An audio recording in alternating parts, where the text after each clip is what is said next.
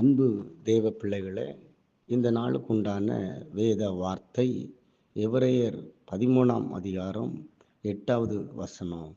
இயேசு கிறிஸ்து நேற்றும் இன்றும் என்றும் மாறாதவராய் இருக்கிறார் என்கிற அந்த வார்த்தை இந்த நாளில் நமக்கு வாக்குத்தத்தமாய் தேவன் இந்த வார்த்தை நமக்கு கொடுத்திருக்கிறார்.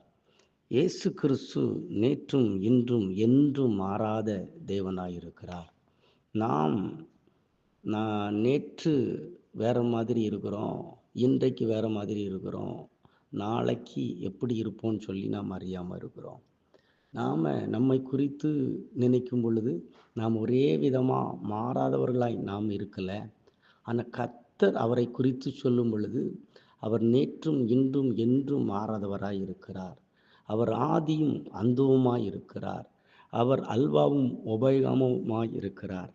அவர் துவக்கமாய் இருக்கிறார், முடிவாய் இருக்கிறார். அவர் நித்தியமாய் இருக்கிறார். அவர் இருக்கிற வண்ணமாகவே இருக்கிறார். அவரிடத்தில் எந்த ஒரு வேற்றுமையும் இல்லை. அவரிடத்தில் எந்த பாகுபாடும் இல்லை. அவர் நம்மை ஆசீர்வதிக்கிறவராய் இருக்கிறார். அவர் என்னை நேற்றும் ஆசீர்வதித்திருக்கிறார், இன்றும் ஆசீர்வதித்திருக்கிறார், நாளைக்கும் என்னை ஆசீர்வதிப்பார் என்பதை இந்த வேதத்தில் பதிவிடப்பட்டிருக்கிறார்.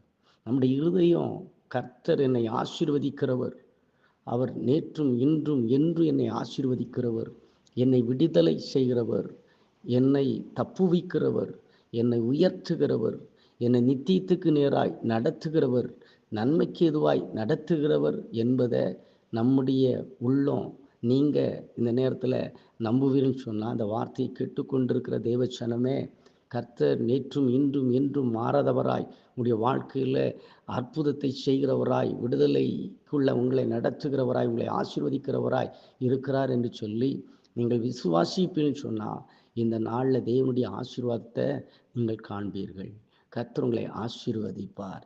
இன்றைக்கும் நாளைக்கும் நாளன்னைக்கும் வருகிற நாளெல்லாம் கர்த்தர் உங்களை பாதுகாப்பார், ஆசீர்வதிப்பார், நித்தியத்துக்கு நேராய் நடத்துவார். கர்த்தர் தாமே உங்களை ஆசீர்வதிப்பாராக. ஆமென்.